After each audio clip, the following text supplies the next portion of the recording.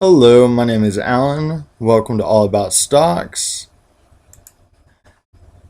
Today is my first YouTube video, and I just want to go over the formulas I'm going to be using for my upcoming videos. Hopefully, once I get everything figured out, all my formulas and my Excel sheet, I'll be able to do one video a day. And right now, I'm still trying to get YouTube figured out. I'm trying to get my formulas finished. So within a little bit of time, I'll be able to get everything situated and I'll be able to accomplish that one video a day goal. So right now, I'm just going to do a little preview and get everything started. But right now, I'm just laying down a little groundwork. That way I can get a starting goal. But right now, as you can see, I do have a bunch of different stocks set up. Something in the works here. But here's how everything's gonna look on my channel. But we'll start out with the stock. A little information about the stock. When I first found the stock, the price, a little information, if there's a dividend, a brief description, and I will definitely be getting rid of that ticking sound if I can figure out how to do that. Now also, you'll have your current assets to current liabilities, the current ratio, which would be your current assets divided by the current liabilities, which would bring in your PE ratio, which is the share price divided by the earnings per share. Now I will also be leaving up my formulas. Now I know some people have different ways or they have better ways for their formulas, and if anyone has suggestions or better formulas, please recommend them. Leave them in the comments. I'm definitely willing to add them or change my formulas if they're better. Please let me know. I'll be also adding the quarterly assets, quarterly liabilities, which will also give me my total shareholder equity, which would be the assets minus the liabilities. The equity ratio, that's just your assets divided by the liabilities. Now, your total liabilities divided by total shareholder equity. Now you get your net income. You can find that from Yahoo or Google. They also have it. We also will do net income divided by shareholder equity. That'd be your return on equity.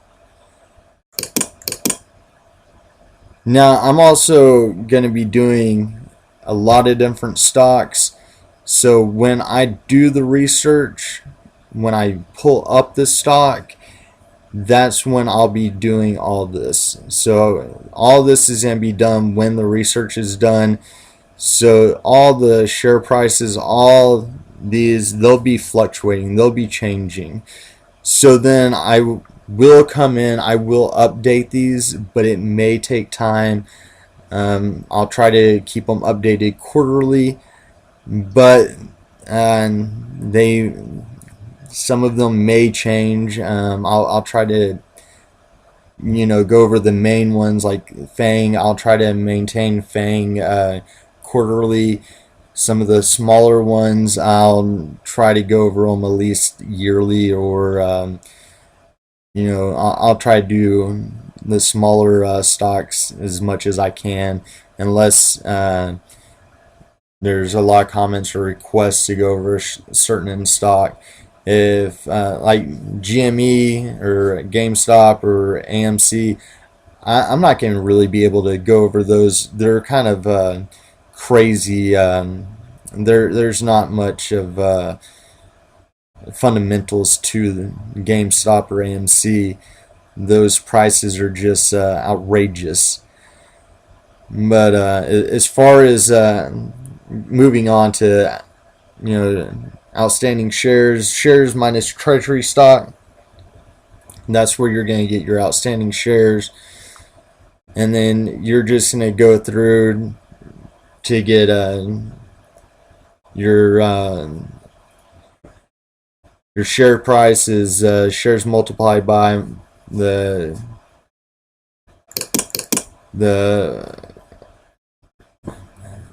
what you do is you take your share, the outstanding shares, you multiply them by the share price. So the outstanding shares, you multiply them by what the share price is paying for, and that's when you get this. It's not this price, it would be 0.001 is what the company's paying for it. Now, I've seen different ways to do this, but this is the fundamental price that I've seen, and it's the best way I've seen it being done. Then you get your book value per share, and this I'm going to go over a little bit more in depth later on. It's a little bit confusing for most. Some people are going to get it right off the bat, but it took me a little while and in depth to go over.